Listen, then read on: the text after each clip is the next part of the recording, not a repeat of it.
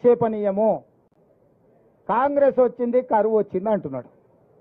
80,000 పుస్తకాలు చదివిన చంద్రశేఖరరావు వానాకాలం ఎప్పుడు వస్తుంది, చలికాలం ఎప్పుడు వస్తుందో నీకు తెలియకుండా పోయిందా? జూలై, ఆగస్టు, సెప్టెంబర్, అక్టోబర్ వానాకాలం, నవంబరు, డిసెంబరు, జనవరి, ఫిబ్రవరి చలికాలం. కాంగ్రెస్ ఎప్పుడు అధికారంలోకి వచ్చింది? డిసెంబర్ 7 తారీఖు నాడు వచ్చింది. చలికాలంలో వానలు పడతాయా? సార్ ఒకవేళ వేసుకున్నప్పుడు వాన పడ్డట్టు అనిపిస్తే నాకు తెలియదు. మరి July, August, September, October, November, December 7 తారీఖు మేము ప్రమాణ స్వీకారం చేసే వరకు తమరే ముఖ్యమంత్రిగా ఉంటుంది, తమరి ప్రభుత్వమే అధికారంలో ఉండే. మరి తమరి పాపాలకే కదా వరుణదేవుడు భయపడిపోయి వానలు గురవక కరువు వచ్చింది.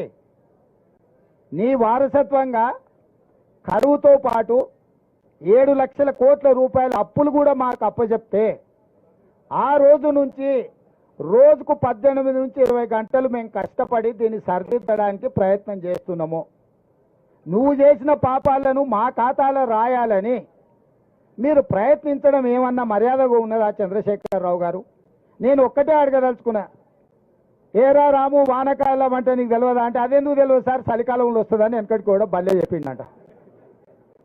చంద్రశేఖరరావు గారు కూడా గట్లే చలికాలంలో వచ్చి ఇప్పుడు ఎండాకాలంలోకి అడుగు పెడుతున్నాం. మేము వచ్చింది ఎప్పుడు, వానలు రాకపోయేప్పుడు, కరువు మేమెప్పుడు తెస్తామే? నీవు చేసిన కర్మ మాకు తగులుకున్నది.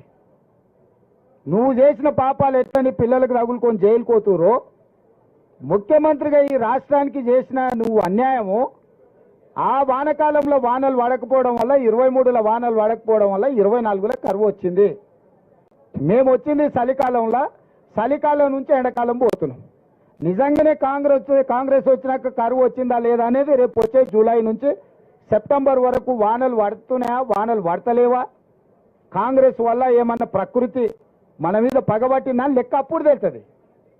అప్పుడే 100 రోజులు కాలేదు మేము వచ్చి, ఇక అది చేయలే ఇది చేయలే. మేము ఉన్నప్పుడు రైతుల ఖాతాల మేము రైతు బంధు 10 రోజుల్లో వేసినాం అన్నాడు. అంటే నిజంగా ముఖ్యమంత్రిగా పనిచేసి ప్రధాన ప్రతిపక్ష నాయకుడుగా ఏ మాత్రం కూడా ఊర్లలో అంటుంటారు, ఏ వాడు సిగ్గులేనోడు రాబాయి ఏది పడితే అది మాట్లాడతాడని. నేను అనదలుచుకోలేదు చంద్రశేఖరరావుని, కానీ డిసెంబర్లో మొదలుపెట్టి సెప్టెంబర్ వరకు 10 నెలలు, 10 రోజులు కాదు 10 నెలల వరకు రైతు బంధు పథకంలో రైతుల ఖాతాలలో పైసలు వేసిన లెక్కలు ఆడున్నాయి. నువ్వు అసెంబ్లీలోనే అవన్నీ బయట పెట్టినావు. నువ్వు వస్తావేమో అనుకున్నా, నువ్వు పారిపోయినావు, రాలే.